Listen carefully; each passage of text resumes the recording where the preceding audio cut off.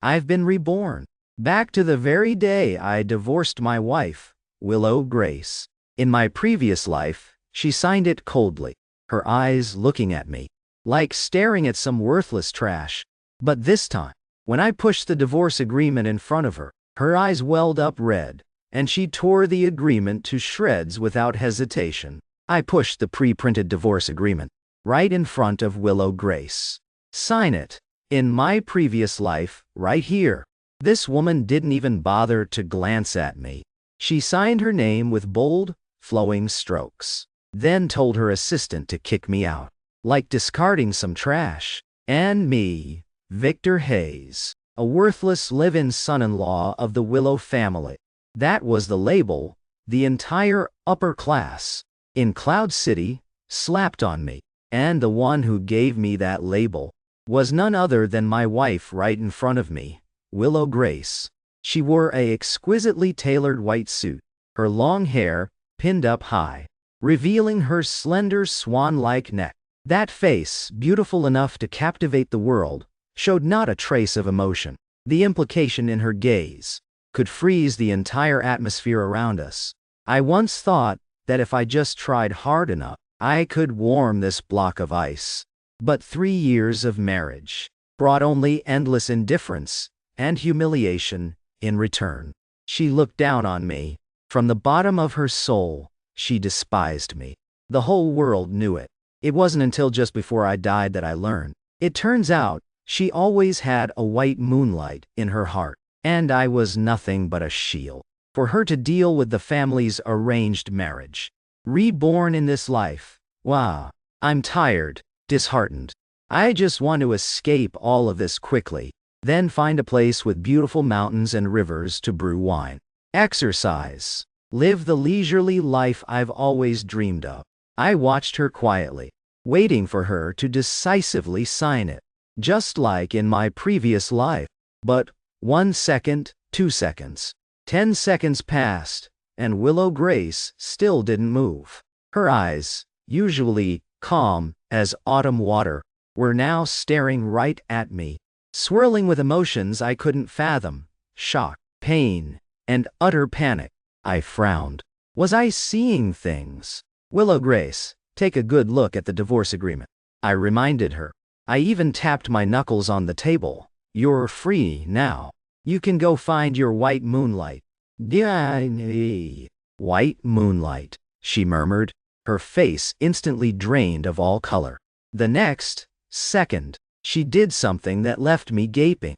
She suddenly stood up, her hands planted on the table, her body leaning forward. Those beautiful eyes quickly misted over, glaring at me. I'm not signing.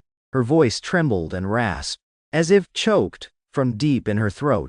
I was stunned. This wasn't the script. In my previous life, didn't she hate me so much she couldn't wait to get rid of me? What did you say? I suspected I'd heard wrong. I said, I'm not signing. Willow Grace repeated it once more, her voice a bit louder now. She reached out and snatched the divorce agreement. Rip. The black words on white paper were torn to pieces right before my eyes. She seemed not yet satisfied, crumpling the shreds into a ball, then tossing it straight into the trash. After doing all that, her chest heaved violently, her eyes red and swollen to a frightening degree, tears on the verge of spilling, but stubbornly refusing to fall. That appearance wasn't like a cold, icy female CEO, but more like a child whose candy had been stolen. Victor Hayes, what do you mean by this? She questioned me, her voice carrying a choked sob. Why do you want to divorce me? I was dazed by this sudden turn of events. What was going on? Could my rebirth have caused a butterfly effect? Or was it that the Willow Grace in front of me was just like me? A bold thought popped into my head. I tested the waters. Do you remember too? Willow Grace's body stiffened for a moment. Her pupils suddenly contracted. She looked at me in utter disbelief. Her lips moved, but no words came out. Seeing her reaction, my heart shook. She'd been reborn too. Chapter 2. The air seemed to freeze solid. The two of us just stared at each other like that, each other's eyes filled with raging waves. So the painful memories weren't mine alone. The fire that took my life, that heart-wrenching burning pain. Could she have? Willow Grace finally found her voice again, but it was incredibly hoarse. You came back too?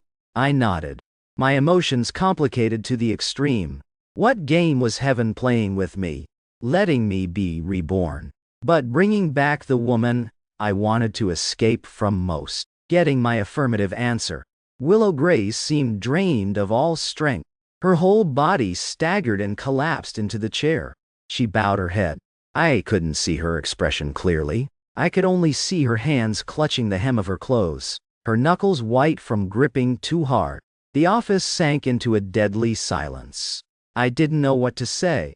The resentment from my previous life still weighed heavy on my heart, but seeing her fragile appearance now, that hatred seemed blocked by something, unable to pour out. After a long time, she finally lifted her head. The tears in her eyes had dried, leaving only unquenchable sorrow and regret. I'm sorry. She looked at me, saying each word clearly. I was stunned. Willow Grace, the lofty, icy female CEO, who never bowed her head, was actually apologizing to me. This was even harder to believe than her rebirth. Sorry? I smirked, letting out a cold laugh. Miss Willow, what do you have to feel sorry for me about? Haven't you always looked down on me? Despised this skirt chaser. Now I'm taking the initiative to step back, making way for you and your white moonlight. You should be thrilled. There's no white moonlight at all. She hurriedly interrupted me, her voice turning off key. There never was any white moonlight. There isn't? I felt like I'd heard the biggest joke in the world. Willow Grace, we've both died once already. Are you still going to put on an act in front of me? Do you dare say you don't have Landon Vaughn in your heart? Landon Vaughn, her perfect childhood sweetheart brother, who was also the final straw that crushed me in my previous life. I'll never forget the moment when the whole city mocked me, while Willow Grace laughed and chatted happily with Landon Vaughn in front of the media cameras. Hearing the name, Landon Vaughn. Willow Grace's face paled even more. Her lips moved as if to explain something, but in the end, it turned into a bitter smile. Victor Hayes. In my previous life, I was wrong. Her voice sank low, carrying a hint of pleading. Can you give me another chance? We won't divorce. We'll live well together. Live well. I looked at her, feeling nothing but ridicule and absurdity. What did you do before? Only regretting after someone dies. Willow Grace, do you think that's possible? I stood up, looking down at her from above. I've had enough of your coldness, enough of the glares from the Willow family, and especially enough of living in your shadow. In this life, I just want to live for myself. With that, I didn't bother looking at her anymore, turned and walked away. Victor Hayes, she screamed in pain from behind. My steps faltered, but I didn't turn back. Don't go, please. Her voice carried, thick with sobs, filled with despair and humility. My heart trembled. That familiar feeling of emotions being tugged by her came rushing back. No, I dug my nails into my palm, using the pain to keep myself alert. Victor Hayes, don't make another stupid mistake. Have you forgotten how you died in your previous life? Have you forgotten how she treated you? Women are poison. Don't touch it. I took a deep breath. Without turning back, I pushed open the office door and strode straight out. Outside was Willow Grace's chief secretary, Assistant Tracy, holding coffee in her hands. Seeing me come out, a flash of contempt in her eyes, quickly replaced by a professional fake smile. Mr. Hayes. I didn't bother with her. Headed straight for the elevator. The office door behind suddenly swung open hard. Victor Hayes. Stop, right there. That was Willow Grace's voice. I didn't stop, but pressed the down button on the elevator. The moment the elevator doors were about to close, a foot in white high heels, suddenly wedged in between. The elevator sensed the obstruction and slowly opened again. Willow Grace stood outside, panting, her hair disheveled, makeup smudged, eyes swollen red. No trace left of the icy female CEO. She stepped quickly into the elevator, ignoring the shocked looks from the employees around, grabbing my wrist tightly. Her hand was very cold and still trembling slightly. "Come back with me." She looked at me, her eyes full of stubbornness and pleading. I shook off her hand, my voice icy. "Willow Grace, don't force me to make an ugly scene here with you." My words made her body freeze, a flash of hurt in her eyes. The air in the elevator nearly froze to ice. The employees around didn't dare breathe loudly, sneaking glances at us with peripheral vision. They must be thinking, this worthless, live-in son-in-law. What did he do to upset Miss Willow this time? Ding! The elevator reached the first floor. I stepped out first. Willow Grace followed close behind. "Victor Hayes, where are you going?" "Home to pack my things." I deliberately emphasized the words home, laden with sarcasm. That so-called home was nothing but a remodeled servant's room in the Willow family villa. Willow Grace's steps halted, watching my back, her lips trembling. In the end, unable to utter words to hold me back. Perhaps she knew too. The hurts from the previous life couldn't be erased with just an apology. Chapter 3. I returned to the Willow family villa. Called a villa, but it had nothing to do with me really. Where I stayed was a separate row of outbuildings next to the main house, previously for high-level servants. The room wasn't big but fully equipped. Over 3 years I'd spent most of my time here. The looks from the Willow family servants toward me always carried undisguised contempt in their eyes. A live-in son-in-law like me had status lower than the Alaskan Malamute named General that the Willow family kept. I simply packed my things. There wasn't much to pack really.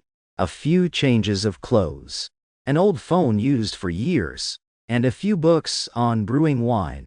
I stuffed it all into a suitcase and dragged it out of the room. In the yard, that Alaskan Malamute named General was sprawled on the grass sunbathing.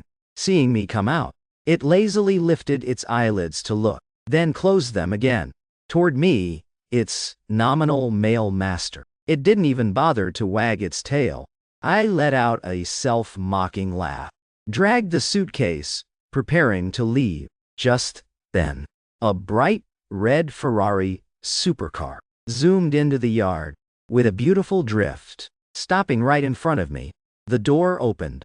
A girl in a pink dress with a sweet, adorable appearance jumped out. Serena Moon, Willow Grace's cousin, who was also the only one in this cold villa. That made me feel a bit of warm. "Brother-in-law, where are you going?" Serena Moon saw the suitcase in my hand. Her little face immediately fell, running over in a few quick steps to stand before me. "Little Moon," I smiled at the girl. "Your cousin and I are divorced. I'm getting ready to leave." "Divorced?" Serena Moon's voice shot up an octave, her face full of disbelief. "Why, cousin, did she agree?" "Whether she agrees or not doesn't matter. What matters is I've decided. In my previous life, after I died, I overheard the emergency nurses gossiping. It seemed only Serena Moon cried over my death. So, I've always had a soft spot for the girl. No way. I'm not letting you go." Serena Moon panicked, spreading her arms to block me, striking a pose like, "If you want to go, you'll have to step over my dead body." "Did you argue with my cousin again? She's all bark and no bite. Don't take it to heart. Let me go scold her for you." I shook my head. "Little Moon, this is my own decision. It has nothing to do with her." "How could it not?" Serena Moon stomped her foot in frustration. "Did cousin bully you again? Tell me. I'll avenge you." Seeing the girl's worried look for me, my heart warmed. This silly kid. Grown-up matters aren't for kids to handle. I reached out and ruffled her hair. Take good care of yourself from now on. With that, I sidestepped her and kept walking. Victor Hayes! An icy voice rang out from behind. I turned to look. Willow Grace had returned at some point, standing not far away with a pale face, watching us. Behind her was Assistant Tracy, who never showed me respect. Cousin, Serena Moon saw Willow Grace. Immediately, like finding backup, ran over and grabbed her hand.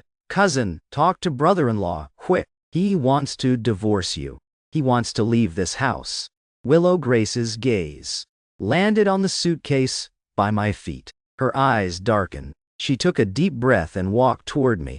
The click of high heels on the gravel path. Each sound like stepping on my heart. Everything packed up? She stood firm in front of me. Her voice a bit hoarse. Yeah, you have to go. My decisiveness made the light in her eyes fade. She was silent for a moment, then suddenly said, Fine. You can go, but take General with you. I was stunned, and not just me. Even Serena Moon and Assistant Tracy standing by were shocked. General was Willow Grace's treasured pet, precious as gold. Normally, even servants weren't allowed to touch it. And now she wanted me to take it. Willow Grace, what trick are you playing now? I looked at her warily. I'm not playing any tricks. Willow Grace's expression was very serious. General really likes you. If you go, it won't adjust. Likes me? I nearly burst out laughing. That dog doesn't even lift an eyelid when it sees me. And you call that liking, Willow Grace? To keep me here. You'd even say such lies? Before I could finish, the dog General on the grass suddenly stood up, running toward me with excited steps. Then, before everyone's shocked eyes, it rubbed its big head against my leg. Serena Moon raised eye, and Assistant Tracy gaped in surprise. Was this still that arrogant dog that ignored everyone?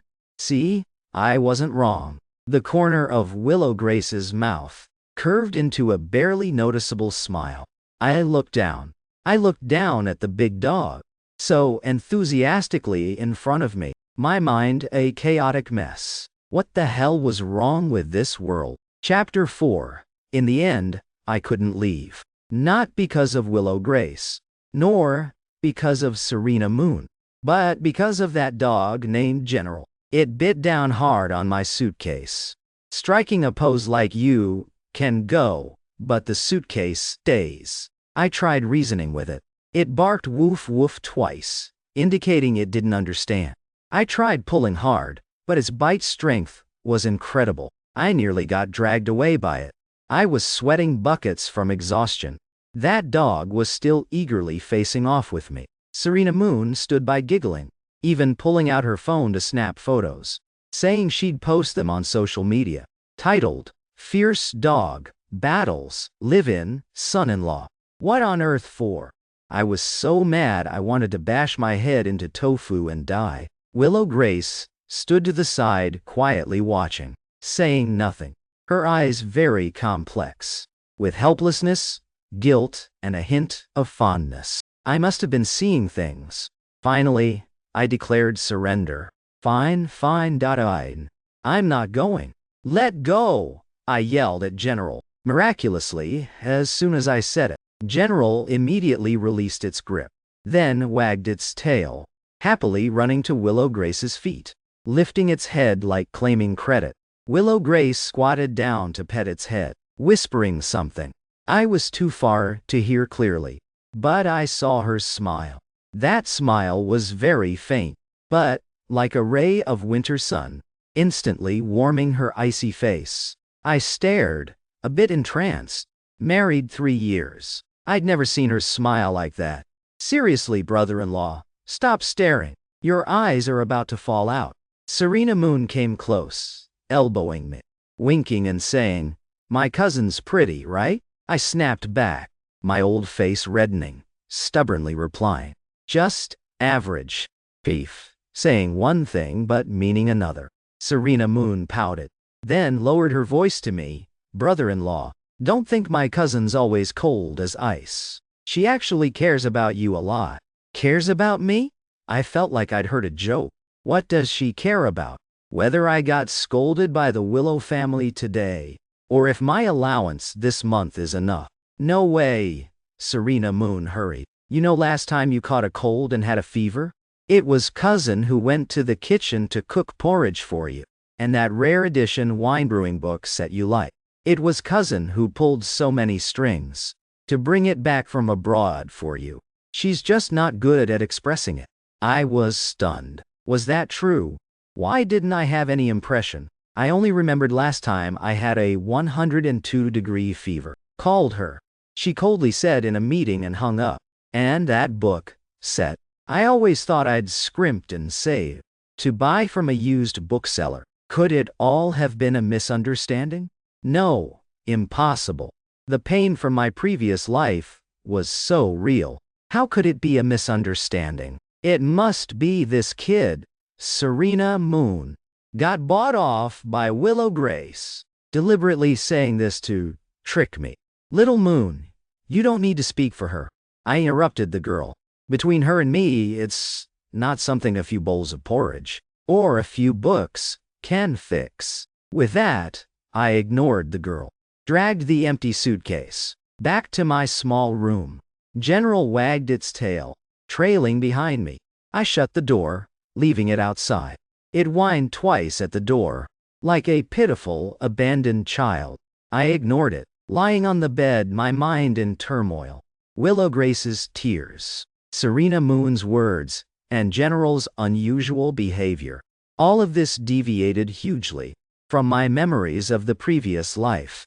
Could the reborn ones not just be us too? This world had undergone some changes I didn't know about. Just as I was lost in random thoughts, the phone rang. An unknown number. I hesitated but answered. Hello? Victor Hayes? It's Dad. On the other end came an aged, weary voice. My whole body shook. I bolted up from the bed. Dad? Didn't my dad pass away in a construction accident when I was in college? Chapter 5. Who are you? My voice trembled uncontrollably. You, little rascal, can't even recognize your old man's voice? The person on the other end scolded affectionately, but the tone carried a subtle tension. My mind exploded with a boom. Blank. This voice, this tone, it really was my dad. But how could that be? Didn't Dad? I choked, unable to speak. Die, right? The other end sighed. It's a long story. Where are you now? Convenient to me? Yes, I nodded hurriedly. Gave the address of the Willow family villa, hung up, I was still in extreme shock. My dad was alive. This news shook me more than my own rebirth. I quickly changed clothes, rushed out of the villa without telling anyone. I waited anxiously at the gate. About half an hour later, a black Audi 8 stopped in front of me. The door opened.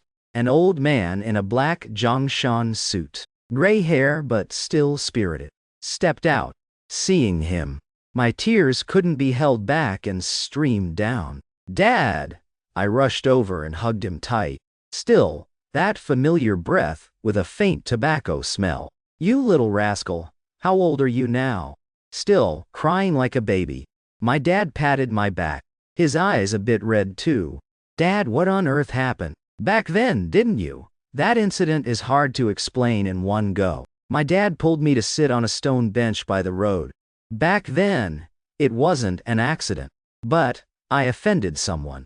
To protect you, I had to fake my death to escape. Offended someone? I was dazed. Yeah, a very powerful rival. My dad's eyes grew deep. These years I've been abroad. Only recently wrapped up everything there. So now you're okay? I asked worriedly. I'm fine now, my dad smiled. The smile carrying some vicissitude. It's all in the past. And you, I heard you're a live-in son-in-law at the Willow family. Mentioning this, my face immediately fell. Dad, no need to say more. I know all about it. My dad patted my hand, his eyes full of guilt. It's my fault. Letting you suffer. Not suffering, I shook my head. tears falling again. As long as you're alive, nothing else matters. You silly rascal. My dad pulled a bank card from his pocket, stuffed it into my hand. There's some money in here. Take it and leave the Willow family. My son can't be a live-in son-in-law for others. I stared at the black card in my hand, stunned. Dad, where did you get so much money? I remember our family was poor before these years abroad, did some small business. My dad said indifferently. I didn't ask further. To me, money wasn't important. What mattered was my dad was back. Father and son talked for a long time, until the sky darkened. My dad finally stood to leave. I'm staying temporarily at the Grand Hyatt in Cloud City. You can come find me anytime. He instructed me to hurry with the divorce procedures. Don't get entangled with the Willow family anymore. Yes, I nodded heavily. With Dad backing me, my resolve to leave the Willow family grew firmer. After seeing Dad off, I held that black card, my mood unable to calm for a long time. My life, seemed from this moment to completely turn around. I returned to the villa, preparing to talk to Willow Grace again, this time full of confidence. However, as I reached the living room door, I heard intense arguing from inside. Willow Grace, have you gone mad? For a worthless guy, you dare oppose the Landon family. That was Willow Grace's mother, my sharp-tongued mother-in-law. Lydia Snow's voice. Mom B. He's not worthless. In Willow Grace's voice carried a trace of fatigue, but firmness. Besides, Landon Vaughn and I are just friends. I've never thought of being with him. Friends? You think I'm a 3-year-old? You two grew up together. Childhood sweethearts. Who doesn't know you have him in your heart?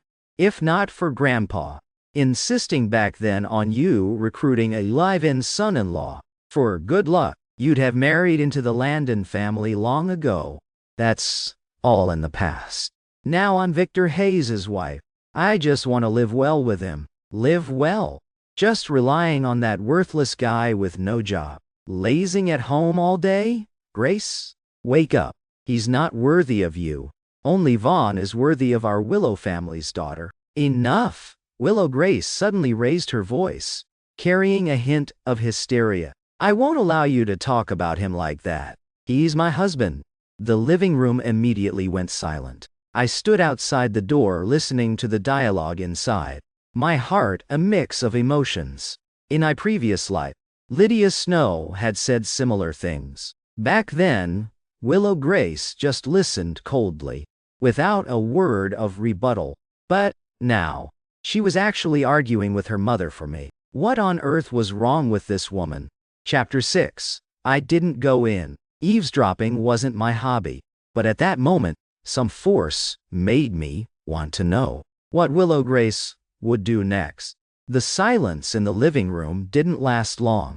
Lydia Snow's sharp voice rang out again, full of disbelief. Willow Grace, you actually yelled at your mother for an outsider?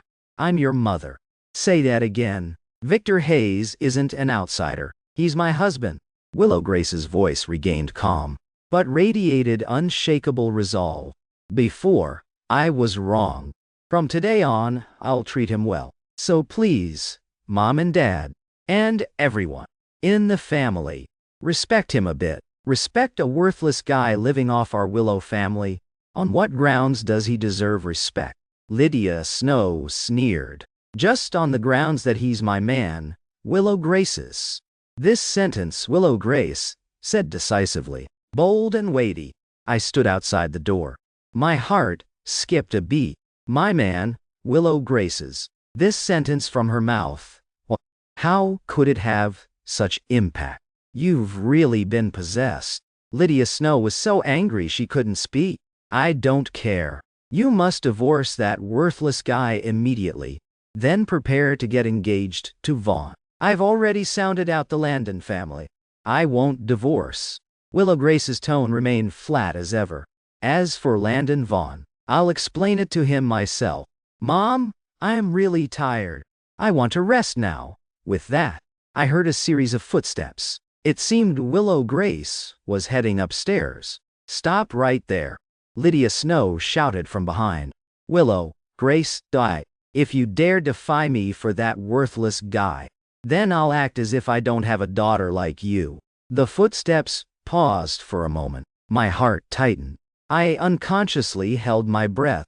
With Willow Grace's filial piety toward her parents, faced with such a threat, would she compromise?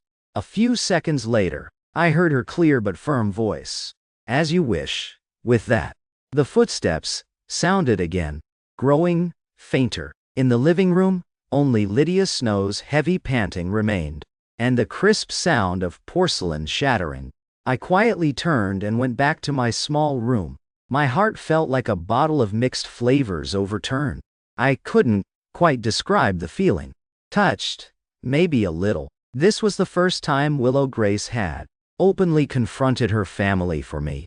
But more than that was doubt and wariness. Could a person really undergo a 180-degree change just because of rebirth? The pain from my previous life was still vivid. I didn't dare trust lightly. Perhaps this was just a ploy of suffering to keep me here. After all, the Victor Hayes of this life was no longer the penniless pauper, empty-handed anymore. Although she didn't know about my dad yet, but with her experience, she might have noticed something. I lay on the bed, tossing and turning, unable to sleep. In my mind, one moment, it was Willow Grace's tearful eyes. The next, my dad's weathered face. Just as I was about to drift off, from outside the door came a series of light knocks. Knock, knock, knock. I jolted upright. "Who's there?" No answer from outside. I frowned, thinking I'd misheard. Knock, knock, knock. The knocking came again, softer than before, as if afraid to wake someone. I threw on a robe and went to the door, peered out through the peephole. Under the hallway light was a familiar figure. It was Willow Grace. She'd shed her sharp suit, draped in a silk nightgown, her long hair cascading loosely over her shoulders, her face bare of makeup, losing some of her usual cool elegance, gaining a touch of homely gentleness. In her hands, she carried a tray. On it, a bowl of something steaming. What was she doing here so late? I hesitated whether to open the door. Willow Grace outside seemed a bit tense. She held the tray, constantly scuffing her toes on the floor. Occasionally glancing up at my door, her eyes full of anticipation and nervousness. That look was like a girl in love, waiting for a response from her dream guy. My heart stirred slightly. Some impulse made me open the door. Willow Grace clearly hadn't expected me to open so quickly. She jumped in fright. The tray wobbled. Some soup sloshed out of the bowl, scalding her. "Victor Hayes, are you okay?" I instinctively grabbed her wrist. Her hand was hot, the back already red in a patch. "I'm fine." Willow Grace shook her head, pushed the tray toward me, her eyes avoiding mine. "I made you some hangover soup. Didn't you drink tonight?" I was stunned. I hadn't drunk at all. Then it hit me. She was probably finding a clumsy excuse for her late-night visit. Seeing her cautious demeanor, I suddenly found it a bit amusing. Was this still the woman who cut deals ruthlessly in business? The icy female CEO. "Come in." I stepped aside to let her enter. This was the first time she'd set foot in my room. Chapter 7. Willow Grace stepped into my small room, looking a bit awkward. She glanced around at this tiny, simple space, a flash of complex emotion in her eyes. "You live here?" she asked softly, her voice carrying a subtle tremble. "Where else?" I took the tray from her and set it on the table, my tone flat. "Does the great Miss Willow think a live-in son-in-law like me could stay in the main house guest room?" My words were laced with thorns. Willow Grace's face went pale. She lowered her head, like a child who'd done wrong. "I'm sorry." Those 3 words again. I heard them and felt a bit annoyed. "Willow Grace, If all you know is those 3 words, then please, leave. I pulled out a chair and sat, picked up the bowl, called hangover soup, and sniffed it. It was seafood porridge, with shrimp and scallops inside. Very fragrant, my favorite flavor. Willow Grace was left speechless by me, silent for a long while. She stood frozen in place, hands and feet fumbling.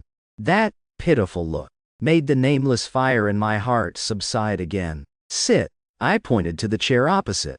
She acted like she'd been granted amnesty, carefully sitting across from me, hands on her knees, sitting straight, like an elementary student, awaiting a teacher's scolding. I ignored her, ate the porridge myself. It was cooked skillfully, the heat just right, grains soft and sticky, seafood fresh and sweet. I ate bite by bite, finishing quickly. Had to admit, the taste was truly excellent. When I finished, Willow Grace's eyes lit up, like receiving huge encouragement.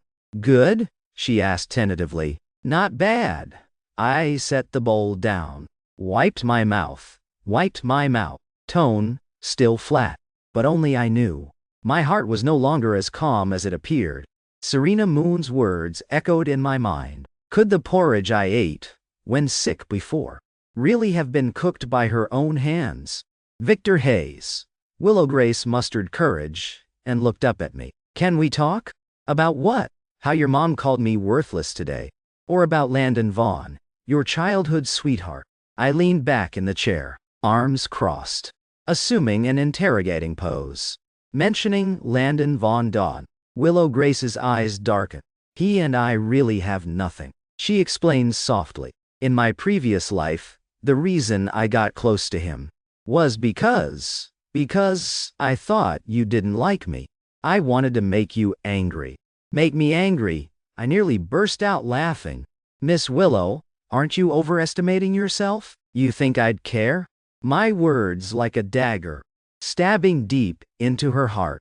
Her face instantly turned desolate, lips trembling, unable to speak. Seeing her hurt look, I felt no pleasure at all.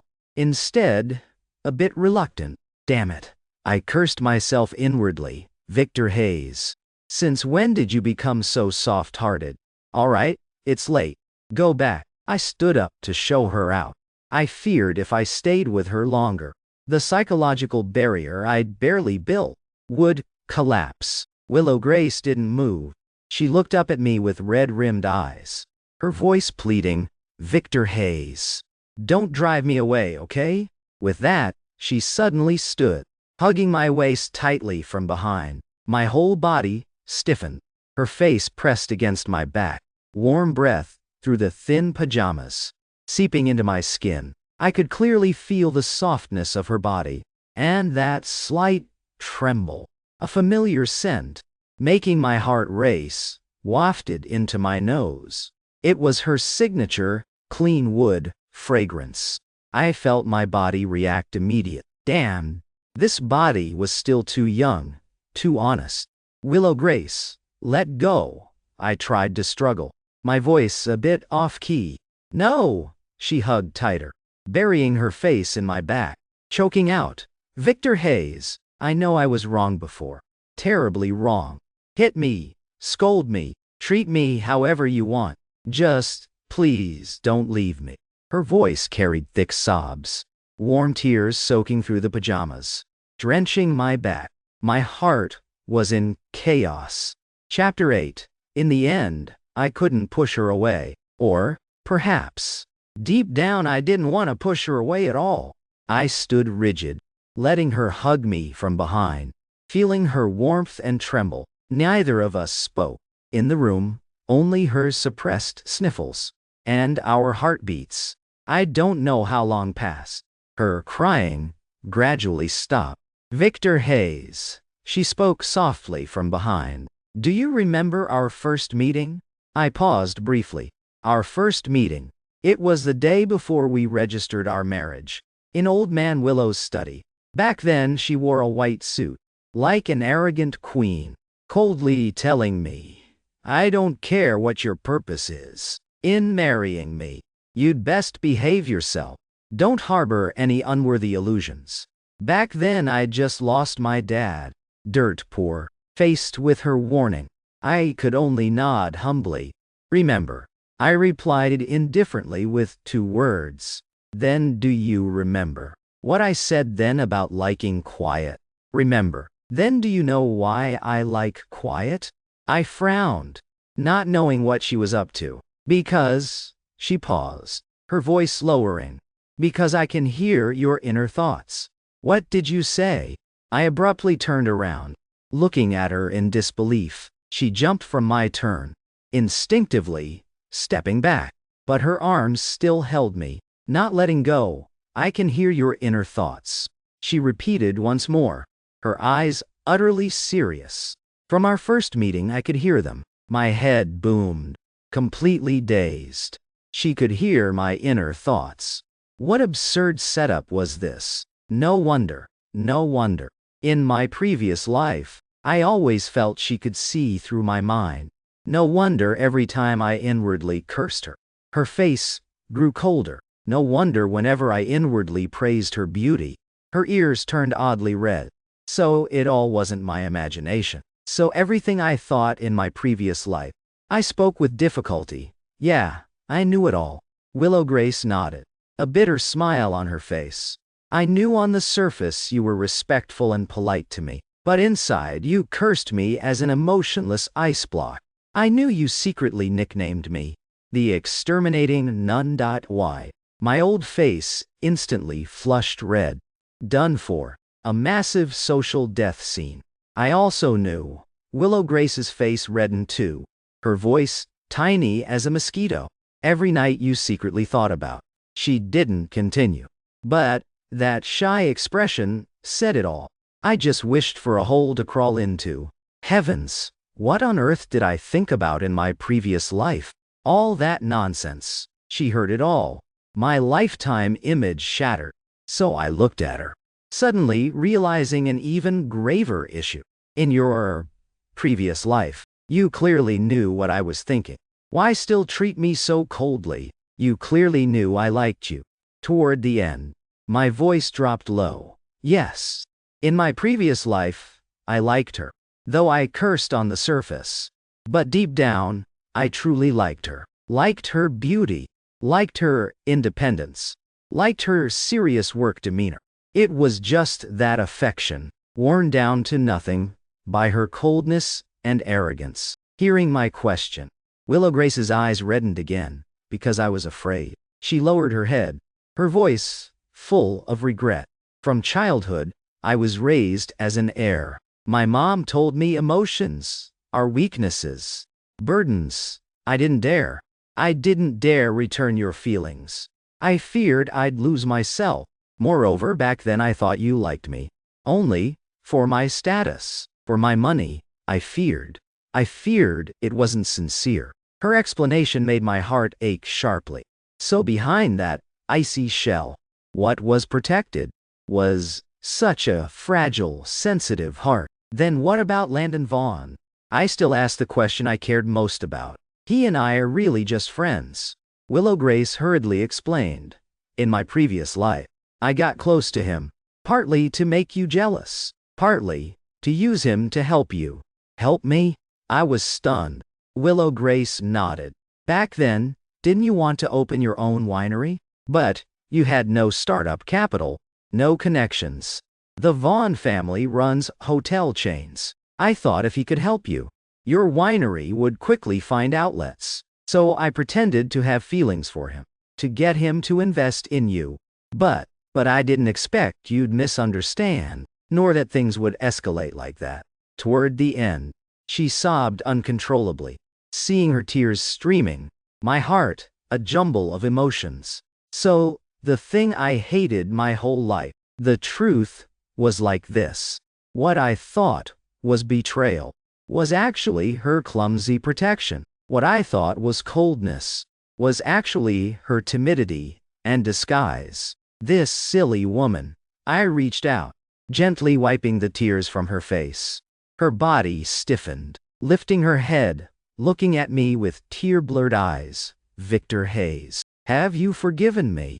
I didn't answer her, just lowered my head, placing a kiss on those chattering lips. The moment our lips touched, I clearly heard an inner voice cheering joyfully, to the point of exploding, ringing in my mind. Ah, he kissed me. He finally kissed me. I knew he still liked me. So happy, want to spin around. So not only could she hear my inner thoughts, but I could hear hers too. This kiss was very pure, very clumsy. Willow Grace clearly had no experience, just letting me take freely. Her body stiff as a log, but her inner voice was lively as a market. Why hasn't he put his tongue in yet? Is he disgusted with me? His lips are so soft, so sweet, want to bite them. Heart beating so fast, legs going weak, can't stand much longer. I was stirred by these bold words, nearly surrendering on the spot. Ending the kiss, we both panted. Willow Grace's face red as a ripe apple, eyes hazy, misty veil making my throat dry. Do you believe me now? I cupped her flushed cheek, asked hoarsely. She stared blankly at me, taking a while to react, nodding frantically like a pecking chicken. I believe. Whatever hubby says, I believe it all. Hubby's the best. This hubby address made my heart thump hard. I couldn't help lowering for another kiss. No more random thoughts from now on? Got it? Yes. Obediently nodding, like a submissive little cat. Hubby kissed me. He kissed me again. Health bar depleted. Need hubby to kiss, hug, lift high, to recover. This woman's inner world. Did it have to be so dramatic? Compared to her icy CEO exterior, it was such a huge contrast. But this feeling was pretty fun. I pulled her to sit by the bed. She immediately clung like a koala, arms around my neck, whole body hanging on me. Victor Hayes. So are you still divorcing me? She lifted her little face pitifully to ask me. Don't divorce. If you dare say divorce, I'll cry right now. No more divorce. I stroked her hair, my voice full of helplessness and fondness. Stuck with a debt like you, I admit defeat. Yeah, she cheered, planting a smack kiss on my cheek. Awesome. Hubby's mine now. That little Serena Moon. Don't even think of competing with me. She even saw Serena Moon as a rival. What was this all about? I cleared my throat, deciding to set 3 rules with her. No divorce is fine. But there are conditions. Tell me. Not just a few. Hundreds are okay. She immediately sat up straight. Serious face. As long as no divorce. Tell me to do anything. Even that thing, I was speechless at the trash in her head. Raised one finger. From now on at home, don't call my name. Call me hubby. This, I just learned from her inner thoughts. Willow Grace's face whooshed red. Hubby dear. She stammered long without saying it. So embarrassing, but I love it. Hubby. Ye, seeing her shy exterior, but fiery interior. I couldn't help wanting to laugh. Can't say it. I deliberately sterned my face. I can. She took a deep breath, closed her eyes, called softly like a mosquito. Hubby. The voice soft and sweet, with a hint of coquettish aftertaste, making my bones melt. Good girl. I nodded satisfied, raised the second finger. D. From now on I decide home matters. Yes, she nodded without hesitation. Hubby's the boss. Hubby says east, I absolutely won't go west. Hubby says, take off pants. I absolutely won't wear a skirt. Stop. If you keep talking, I won't control myself. Third, I took a deep breath, forcing myself to calm. Move in here with me. I pointed to the small bed only 5 feet wide. Willow Grace, blank. She looked at the bed, then at me. Her little face instantly red to the neck. Live. Here? Want to sleep in one bed with hubby? So nervous, so exciting. Will he do this and that with me? Really looking forward. Seeing her conflicted look of fear. Yet, anticipation. The beast in me stirred again. I leaned close to her ear, lowering my voice, speaking in a deep, magnetic tone. What? Not willing? My breath brushed her ear. She sensitively shrank her neck, ears reddening visibly. No unwillingness. Her voice tiny as a mosquito. Willing, 10,000 times willing. Come on then. Don't hold back just because I'm a delicate flower. I couldn't hold back. Faffed, laughing out loud. This woman was truly a comedic treasure. What are you laughing at? Willow Grace got a bit angry from embarrassment. She raised her hand for a light punch. That force, like tickling. Nothing. I caught her hand, kissed it on the lips. Just think my wife is so cute. Boom, Willow. Grace felt her mind. Like a bomb exploding. Cute. Diet. He actually called me cute. He said, I'm cute. He dares call me cute. Done for. Done for. I'm about to faint. Need hubby for CPR.I. Seeing her look like fainting from happiness, I shook my head with a wry smile. I held her hand and pulled her up. Let's go to your room to pack your things. Now? Willow Grace paused briefly. If not now? You want me to wait till morning? I raised an eyebrow at her. No. Go now. Right away. Willow Grace, like injected with energy, grabbed my hand and dashed out. As if afraid I'd change my mind. Seeing her impatient, eager back, the smile on my lips grew deeper. Perhaps reborn this life. Living well with this icy CEO wife whose interior is full of drama wasn't a bad choice. Chapter 10.